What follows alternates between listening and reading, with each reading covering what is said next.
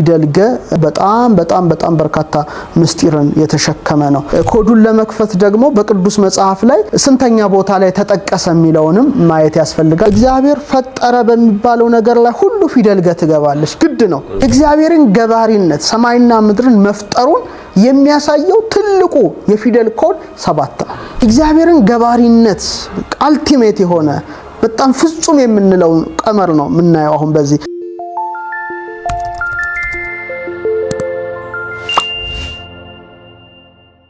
መልካም። ባለፈው ቆይታችን ጊዜ ፊደላት በዓለመ ስጋ፣ በዓለመ ነፍስ፣ በዓለመ መንፈስ የሚታዩ ናቸው።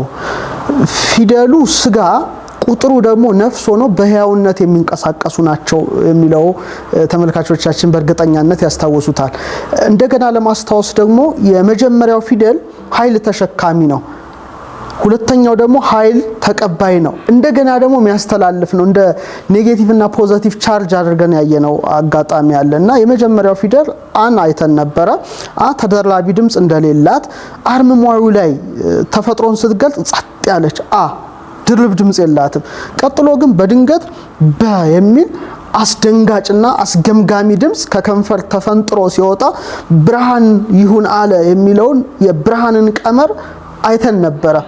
በዚህ ስንደነቅ በሶስተኛ ደረጃ ገ መጥቶ ደግሞ የበለጠ ድምጹ ያስገመገመ ነጎድጓዳማ ድምጽን ይዞ ይገልጣል ማለት ነው። እንግዲህ በግዕዝ አልፋቤት በሶስተኛ ተራ ቁጥር ላይ ነው ፊደል ገ የሚገኘው። ገምል ገ ነው የምንለው። ገምል ገ ወይም በአማርኛ ግመል ማለት እንችላለን። በእኛ ደግሞ ገምል ወይም ገመል ገ ይባላል። የሚገኘውም ያው ሶስተኛ ተራ ቁጥር ላይ ነው። ቅርጹን ደግሞ እንደምንመለከተው ቅርጽ አካሉን ብንለው ቅልጥመ ረጅምና አንገተ ረጅም የሆነውን ግመልን ነው እንደምናቀው እንደዚህ ቀጥ ብሎ እንዲወጣል ገ። ስለዚህ አንደኛ የቅርጹን ነው አጠቃላይ። ስለዚህ ግመሉ ገ ወይም ገመል ገ ወይም በሌሎቹ ደግሞ ጋሜል ገ ይባላል እና ፊደሎቹ ተያያዥ ስለሆኑ ምናልባት መጽሐፉ ላይ ዘርዘር ያለ ሐሳብ አለ። አ እልፍ ሀብትን ይዞ ከቤቱ እንዴት እንደወጣ፣ ገላይ ሲደርስ እንዴት ገስግሶ እንደሄደ፣ ደላይ ሲደርስ ዴዴ ደጅ ናት እንደምናያት ደጅ ናትና እንዴት ደጁን እንደ አንኳኳ ያው በዝርዝር በዛ ላይ አንባቢያን ቢያነቡት መልካም ነው ላለው። ነገር ግን ፊደል ገ ቅድም መምህር መስፍን እንደጠቀስከው በጣም በርካታ ምስጢርን የተሸከመ ነው። ኮዱን ለመክፈት ደግሞ በቅዱስ መጽሐፍ ላይ ስንተኛ ቦታ ላይ ተጠቀሰ የሚለውንም ማየት ያስፈልጋል። ገመል ብዙ ሀብትን ተሸክሞ የሚሄድ እንስሳ ነው። በምድረ በዳ ለረጅም ሰዓት ወይም ለዕለታት ለቀናት ጭምር ውሃ ጥምን ችሎ ተቋቁሞ መሄድ ሀብት ማከማቻ ነውና ሀብት የያዘ ፊደል መሆኑን እናውቃለን። ፊደል ገ የገ ቀመር 73 ነው። እሱም በዝርዝር ምናየው ይሆናል። አስቀድሜ ግን ቁጥር 3 ላይ የሚገኘው ፊደል ገ 73 እና 37 ቀመሩ እንዴት ነው የሚለውን ከማየታችን በፊት ፊደል ገ ለመጀመሪያ ጊዜ የተጠቀሰበትን ቦታ ማየት ያስፈልጋል። በቅዱስ መጽሐፍ ላይ ስለ ስነ ፍጥረት ሲጀምር እንግዲህ ባለፈው መርሃ ግብራችን ላይ ፊደላት አጽናፈ ዓለምን የሚያሳዩ ናቸው፣ ዩኒቨርስን የሚያሳዩ ናቸው፣ ኩለንታን የሚያሳዩ ናቸው የሚለውን ነገር ስለተነጋገርን ማለት ነው። አ በገ በፊደላት ውስጥ እንዴት እንደተደረደሩ ለማወቅ በቀዳሚ ገብረ እግዚአብሔር ሰማየ ወምድረ በአማርኛ በመጀመሪያ እግዚአብሔር ሰማይና ምድርን ፈጠረ። እዚህ ላይ ብዙ ነገሮች ነው የምናየው። አንደኛ ገ የተጠቀሰበት ቦታ የት ላይ ነው የሚለው ስለ ፊደሉ ለማወቅ ያስችለናል። ስለዚህ በመጀመሪያ ብሎ በን ይጠቅሳል። እግዚአብሔር ብሎ አን ይጠቅሳል። ገብረ ብሎ ደግሞ ገን ይጠቅሳል። ስለዚህ አበገ ፊደሎችን በመጀመሪያው ድልድል ውስጥ አግኝተናል ማለት ነው። ይሄ በጣም ሊሰመርበት የሚገባ ትልቅ ምስጢር ነው። ስለዚህ ገብረ ወይም ፈጠረ በሚለው ላይ ነው ፊደል ገ ገስግሳ የገባችው። ስለዚህ ገ የእግዚአብሔርን ገባሪነት የሚያሳይ ነው። ስለዚህ አ ስንል የአልፋን እግዚአብሔርነት አልፋነቱን እግዚአብሔርነቱን ያሳያል። በስንል አልፋ ቤት አይደለ? አልፋው የሰራውን ቤት ያሳያል። ቤቱ ምንድነው? የሰማይና የምድር ቤት ነው ማለት ነው። በሁለተኛ እንደሆነ ሰማይና ምድርን ፈጠረ ብሎ ሁለትን የጠቀሰው አንድ ሰማይ ቤት አለ፣ ሁለት የምድር ቤት አለ እና የሰማይና የምድር ቤትን ምን አደረገ? ገ ገብረ ፈጠረ ይላል። ስለዚህ የእግዚአብሔርን ወይም የአልፋን ገባሪነት የአምላክን ገባሪነት ወይም ፈጣሪነት የሚያውጅ ፊደል ገስጋሹ ገመል ገ ነው ማለት ነው። ስለዚህ በዚህ እናውቃለን። ስለዚህ እግዚአብሔር ፈጠረ በሚባለው ነገር ላይ ሁሉ ፊደል ገ ትገባለች፣ ግድ ነው። ለምሳሌ ዘፍጥረት 1:7 ላይ ገብረ እግዚአብሔር ጠፈረ ገገባሽ መጀመሪያ ላይ እግዚአብሔር ጠፈርን ፈጠረ። እንደገና ደግሞ ገብረ እግዚአብሔር ክሌተ ብርሃናት እግዚአብሔር ሁለት ታላላቅ ብርሃናትን ፈጠረ። አሁንም ገገባ። ገብረ እግዚአብሔር አናብርት አበይት እግዚአብሔር ታላላቅ አንበሬዎችን ገብረ ፈጠረ። ገብረ እግዚአብሔር እንስሳ በበዘመዱ እግዚአብሔር እንስሳትን በየዘመዳቸው እንደ ተፈጥሯቸው ያልፈጠረ አይነቱን። እንደገና ገብሮ እግዚአብሔር ለእጓለመያው መሬተ ምድር እግዚአብሔር የሰው ልጅ ከምድር አፈር ገብሮ ይላል። አሁንም ገገብቷል። ስለዚህ የእግዚአብሔርን ገባሪነት ፈጣሪነት ማለት ነው። የፍጡራኑን ደግሞ ግቡርነት ተሰሪነት የሚያውጅ ፊደል ገ ነው ማለት ነው። ስለዚህ ገመልገ ይህንን ታላቅ ምስጢር ተሸክሞ ዑደት የሚያደርግ ፊደል ነው።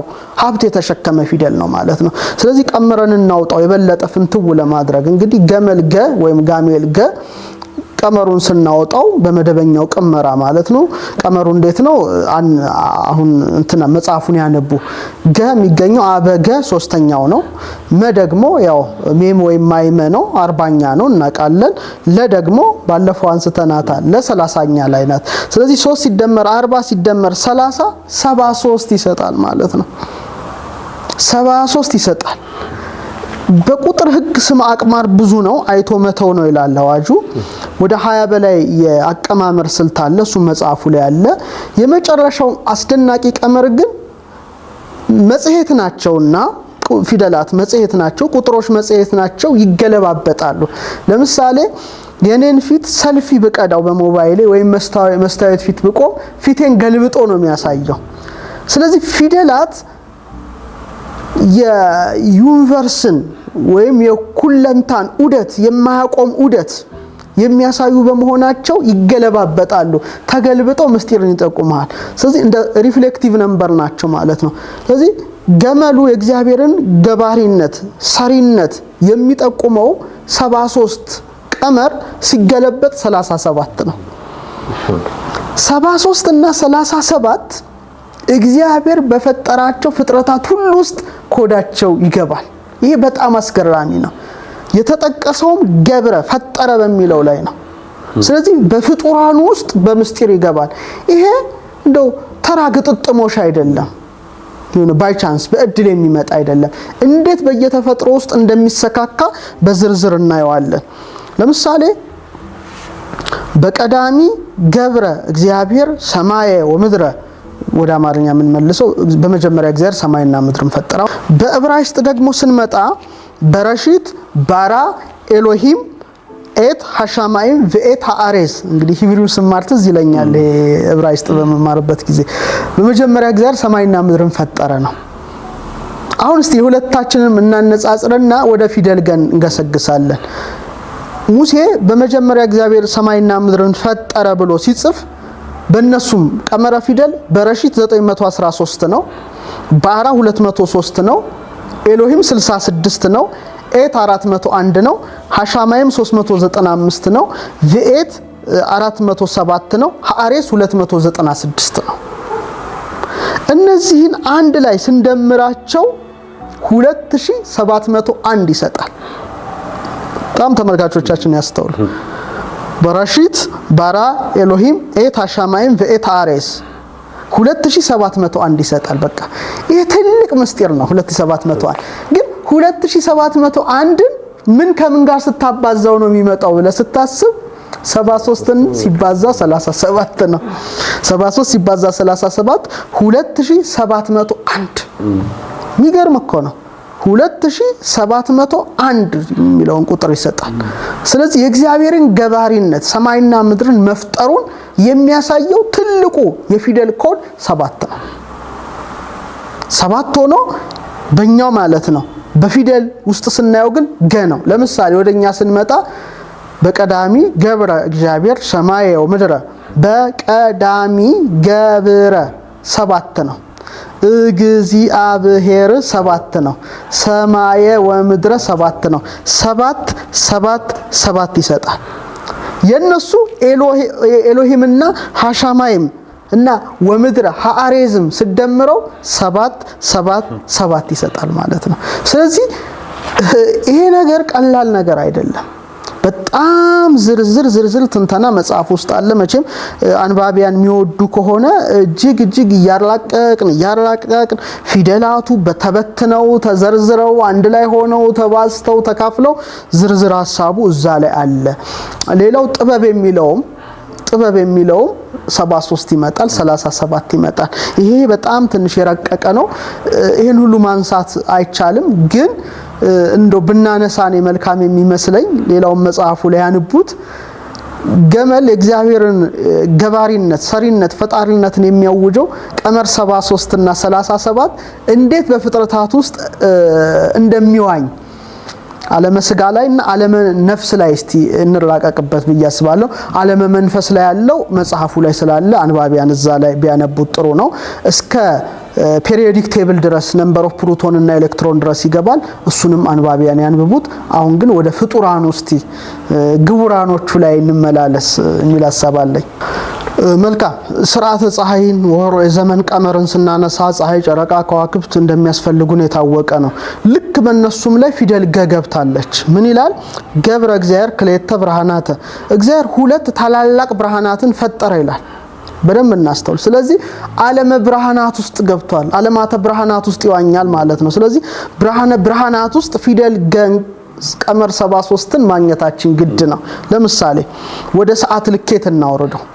ለምሳሌ ሰዓት አንድ ሰዓት 24 ሰዓት በ24 ነው እናውቃለን። 24 ሰዓት አለ በአንድ ዕለት ውስጥ። ደቂቃ ደግሞ 60 ነው። ሴኮንድ ደግሞ ወይም ቅጽበት 60 ነው። ሴንቲ ሴኮንድ ደግሞ 100 ነው። አሁን ይሄ በፍጹም በእድል የሚሆን አይደለም። በቃ የእግዚአብሔርን ገባሪነት አልቲሜት የሆነ በጣም ፍጹም የምንለው ቀመር ነው የምናየው አሁን በዚህ እና ዜሮ ሁሉ ጊዜ አልቦ ከቁጥር የምትወጣ ናት። 24 6 6 አንድ አገኘን ማለት ነው። 60 የሚለው ዜሮ ሁሉ ጊዜ አልቦ ስለሆነ ትተዋለች። እስመ ልማደ መጽሐፍ ይነግር ሁልቆ ምሉአ ወፍጹመ ወይሐድግ ዘተርፈ ወይወስክ ዲበጽስ ካልአ ይላል አዋጁ። አልቦ ሁሉ ጊዜ እናወጣለን። ስለዚህ 24 6 6 አንድ ስቶ 37 ይመጣል ማለት ነው። ይሄ በጣም የሚገርም ነው። አሁን ደግሞ የዓመትን ቀመር በሙሉ ስትበትነው አሁንም ይሄን ቁጥር መልሶ ሲሰጠን እናያለን። ለምሳሌ አንድ ዓመት 365.242 ይላል። እንግዲህ አሁን ዓለም ደረስኩበት ያለው ሳይንስ ማለት ነው። 365.242 እንደምራቸው 3 ሲደመር 6 ሲደመር 5 ሲደመር 2 ሲደመር 4 ሲደመር 2 ሲደመር 2 ስንት ሰጠን? 24 ሰጠን። 24 ሲሰጠን 24ን ለማግኘት ደግሞ 8 8 8 ነው የመጽሐፉ ርዕስ። 8 ሲደመር 8 ሲደመር 8 24 ይሰጣል። 24 ይሰጣል። አሁን ይሄንን ሁሉ የጋራ ውጤት አባስተን አካፍለን ገመልገን 73 ሪፍሌክቲቭን 37 እናወጣለን። እንግዲህ ሂሳብ በጣም የሚወዱ ሰዎች ቢከታተሉ ጥሩ ነው። እንግዲህ አንድ ዓመት በዛት ቅድም 365.2422 ብለናል። ስለዚህ አጠቃላይ ስንደምር ያገኘነው 24 ነው አይደል እንዴ?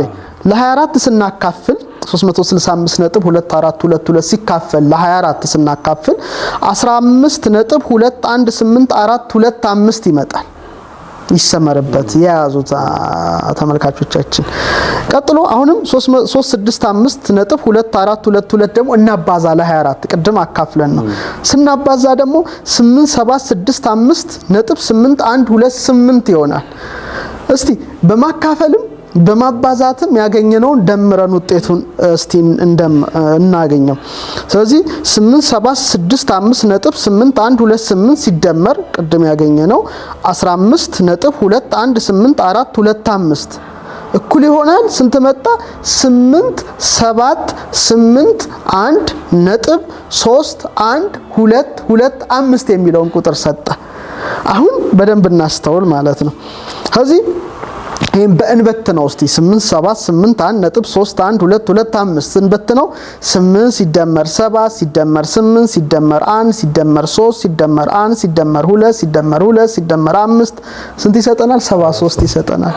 እንዴት ሊሆን ቻለ ነው? ጥበብ ቤቷን ሰራሽ ነው የሚለውና በጥበብ ነው የተገነባው ሰማይና ምድር። ስለዚህ አሁንም 73 ይሰጠናል። ቀመሩ ደግሞ ተገልብጦ ይሰራል። ልክ እንደ መስታየት ነው። መጽሔት በመሆኑ ሲገለበጥ 8 7 6 5 ነጥብ 8 1 2 8 ሲደመር እንደምረው ማለት ነው 15.21 8 4 2 5 ይሄን ደግሞ እንደምረው እስቲ 8 ሲደመር 7 ሲደመር 6 ሲደመር 5 ሲደመር 8 ሲደመር 1 ሲደመር 2 ሲደመር 8 ሲደመር 1 ሲደመር 5 ሲደመር 2 ሲደመር 1 ሲደመር 8 ሲደመር 4 ሲደመር 2 ሲደመር 5 ገለበጥ ነው ማለት ነው። ይሄ ፊደል ይሄ ቁጥር ያኛውን ፊደል በመስታየት ውስጥ ሳይው ተገለበጠ። እዚህ ላይ ስንት መጣ? 37 መጣ ማለት ነው። ስለዚህ እግዚአብሔር በፈጠራቸው ብርሃናት ውስጥ የፊደል ገመል ቀመር ግዴታ መግባት ስለነበረበት ገብቷል። በእድል ሊሆን አይችልም በፍጹም። እንደውም ወደፊት በብዛት በዝርዝር የምናየው ነው። ቅድምም አይተናል። ገብረ እግዚአብሔር ክልኤተ ብርሃናት አበይት፣ እግዚአብሔር ታላላቅ ብርሃናትን ፈጠረ። ሁለት ታላላቅ ብርሃናትን። ብርሃን ደግሞ የሚለካው በሜትር ፐር ሰከንድ ነው። ስለዚህ ሜትር ፐር ሰከንድ ማለት እንግዲህ የብርሃን ፍጥነት በሜትር ፐር ሰከንድ ስንት ነው? 299 ነጥብ 792 ነጥብ 458 ነው። እስቲ እንደምረው ተመልካቾቻችን ቤታቸው ይደምሩት። ስለዚህ 2 ሲደመር 9 ሲደመር 9 ነጥብ 7 ሲደመር 9 ሲደመር 2 ነጥብ 4 ነጥብ አለ መሃል ላይ በትነናል። ሲደመር 5 ሲደመር 8 ስንት ይሆናል? የመጀመሪያው 20 ይሆናል። ቀጥሎ መሃል ላይ 18 ይሆናል። ቀጥሎ 17 ይሆናል። 55 ይመጣል።